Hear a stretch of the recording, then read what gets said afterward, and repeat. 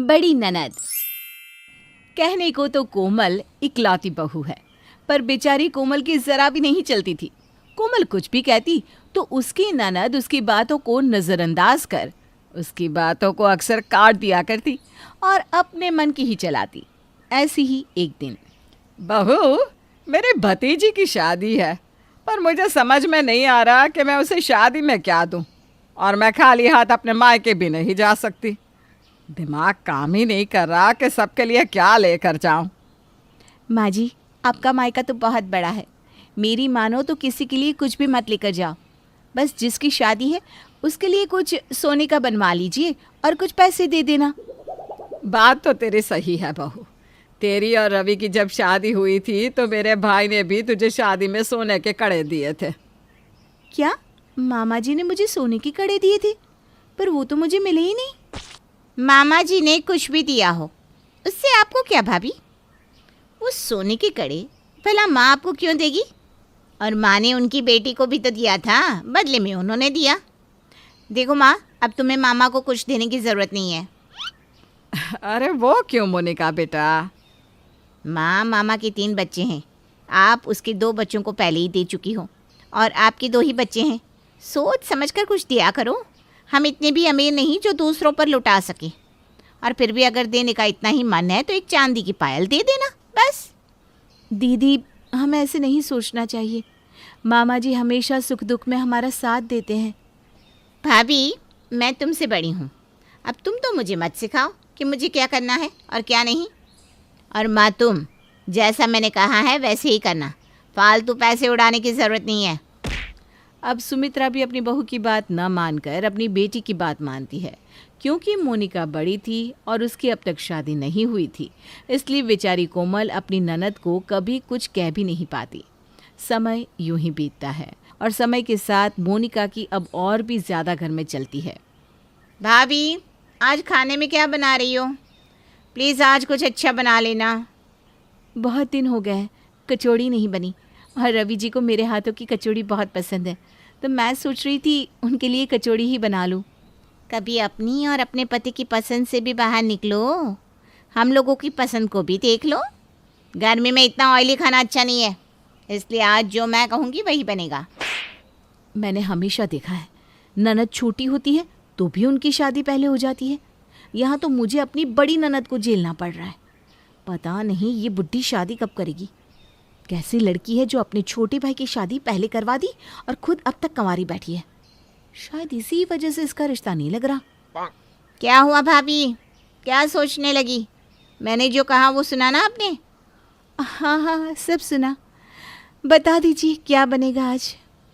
बहुत दिन हो गए हैं इडली सांभार खाए, तो आज आप ना इडली बना दीजिए और साथ में राजमा चावल भी बना देना।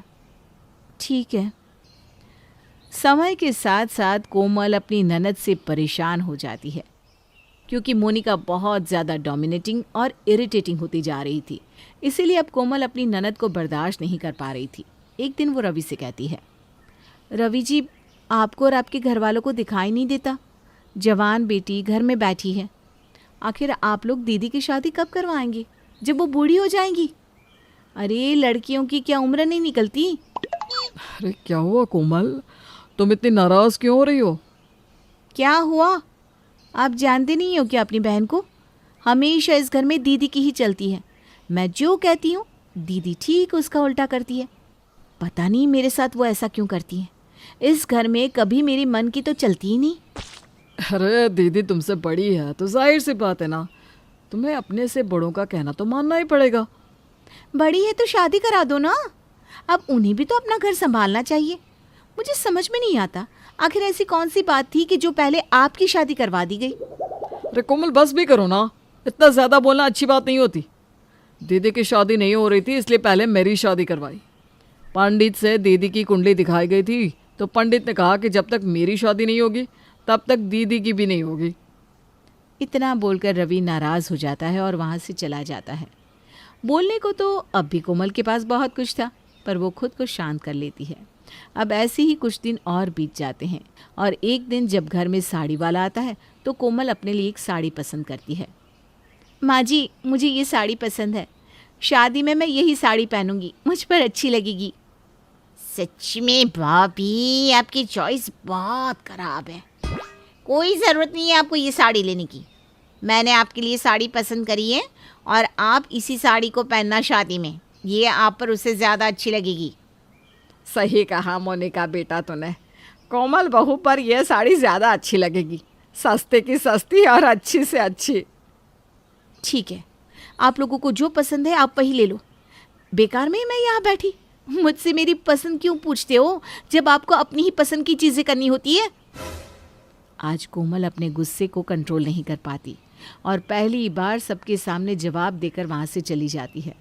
कोमल का ऐसा जवाब सुनकर मोनिका और सुमित्रा का मुंह बन जाता है, तो वहीं दूसरी ओर रवि उसे समझाने की कोशिश करता है, जिस पर कोमल रवि से कहती है, रवि, हमारी शादी को 1 साल होने वाला है, पर अब तक आपने और माँ जी ने अपने कान और आंख बंद कर रखे हैं। आप चाहते ही नहीं कि इस घर की बेटी इस घर से जाए। आज कोमल रवि को भी जवाब दे देती है, पर कोमल की ये बात सुमित्रा और मोनिका सुन लेते हैं और उन्हें कोमल की बात का बहुत बुरा लगता है। माँ, भाभी सही कह रही है, अब बुरा मत मानो। मैं इस घर की बड़ी बेटी हूँ, पर फिर भी मेरी अब तक शादी नहीं हुई। पता नहीं मैंने कौन से पाप करे थे जो मेरी शादी ही नहीं हो रही। कोमल ने जो आज रवि को कहा है वो बहुत गलत कहा है। मैं अभी कोमल को बताती हूँ कि तेरी कुंडली में दोष है, इसलिए तेरी शादी नहीं हो पा रही। किसी भी माँ बाप को शौक नहीं होता कि वो अपनी बेटी को घर पर बिठा कर रखे। मोनिका अपनी माँ को रोकने की कोशिश करती है, पर सुमित्रा नहीं रोकती और अपनी बहू को इस बात का जवाब देती है, जिस पर कोमल भी अपनी सास से कहती है, माँ जी, ढूंढने को तो भगवान भी मिल जाता है, फिर लड़का ढूंढना कौन सी बड़ी बात है। और आप किस ज़माने में जी रही हैं? आजकल कुंडली वुंडली कोई नहीं देखता। अगर तुझे लगता है कि शादी गुड्डे गुड्डियों का खेल है, तो अपनी ननद की शादी अब तू ही करना। मुझे अपने ससुराल की मिली ये पहली जिम्मेदारी मंजूर है। अब आप देखना कैसे इन 2 महीनों में मैं दीदी के लिए एक अच्छा सा लड़का देखती हूँ। कोमल को उसके ससुराल में पहली बार कोई जिम्मेदारी मिली थी। इस बात से कोमल बहुत खुश थी और वो अपनी जिम्मेदारी को बखूबी निभाती है और 2 महीने के अंदर मोनिका के लिए एक बहुत अच्छा लड़का देखती है और बहुत जल्द ननद की शादी भी करवा देती है, जिसके बाद फिर उसके ससुराल में सब उसकी बातें सुनते हैं और कोमल की ही घर में चलती है।